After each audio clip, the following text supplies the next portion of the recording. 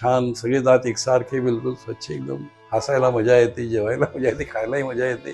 आजपासून 4 वर्ष आधी 2021 मध्ये त्यांनी फुल माउथची इम्प्लांट ट्रीटमेंट केली होती. फुल माउथ रिहॅबिलिटेशन म्हणू शकतो. त्याच्यामध्ये वरच्या दातांना सगळ्यांना क्राउन अप केलेलं, काही ठिकाणी इम्प्लांट टाकलेले आणि खाली चबड्यात पूर्ण ठिकाणी इम्प्लांट टाकण्यात आलेले. तर माझ्या बायकोच्या ट्रीटमेंटसाठी म्हणून आम्ही इथे आलो बेसिकली, कारण शी हॅड लॉट ऑफ प्रॉब्लेम्स. तिची ट्रीटमेंट जेव्हा मी पाहिली, पण जेव्हा I saw that the way he has treated, तर मला नंतर कॉन्फिडन्स आला की म्हणलो मी माझी का पूर्ण करून घेऊ नये, मला गरज होती पण मी तिच्यात जास्ती देत होतो. तर डॉक्टर साहेबांना विचारलं, मी म्हटलं मलाही म्हटलं माझे तुम्ही पाहा, तर म्हणे हो म्हणे आपण करू म्हणे तुमचंही म्हणे. आणि जे काही नंतर त्यांनी ट्रीटमेंट केली, सगळे इम्प्लांट लावले आणि तारुण्य परत आल्यासारखं वाटतं. बरोबर. आपण जसं पाहतो तेव्हा तसे छान, सगळे दात एकसारखे, बिलकुल स्वच्छ, एकदम हसायला मजा येते, जेवायला मजा येते, खायलाही मजा येते. असा सगळा माझा फार चांगला अनुभव आहे डॉक्टरांचा.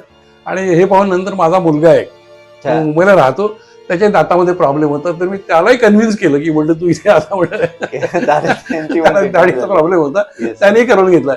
सगळं आमचं कुटुंब यांच्याकडे शेवटी मी रिअलाइज किंवा चला चांगले डॉक्टर आहेत, सगळं आपलं दाखवून द्यायला प्रॉब्लेम. बरोबर. आणि अंजली मॅडमचं पण खूपच चांगलं झालं. तिचं खूप झालं, तिला वेगवेगळे प्रकार ते हे होते, तिला त्रास खूप होत होता, त्यासाठी म्हणून आम्ही आलो. त्यांना पायरियाचा त्रास होता, दात सगळे हालत होते, त्याच्यामुळे I was really worried for her. ठीक आहे, मला तर हसायला प्रॉब्लेम होता, पण शी बिईंग अ लेडी वुमन, आणि तिला जे दातांचे प्रॉब्लेम होते त्याच्यामुळे ती कधी तोंड भरून हसत नसे. ती असं तोंडावर रुमाल ठेवून, हे ठेवून वगैरे लोक तिला अरे तू हास वगैरे, पण ते काय होतं तिला प्रॉब्लेम.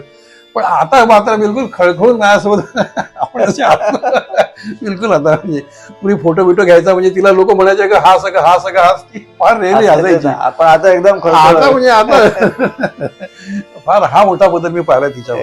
एक्झॅक्टली, यालाच म्हणतात quality of life improve. And then I realized I took a very wise decision that we visited Dr. Kharna and got ourselves both of us treated.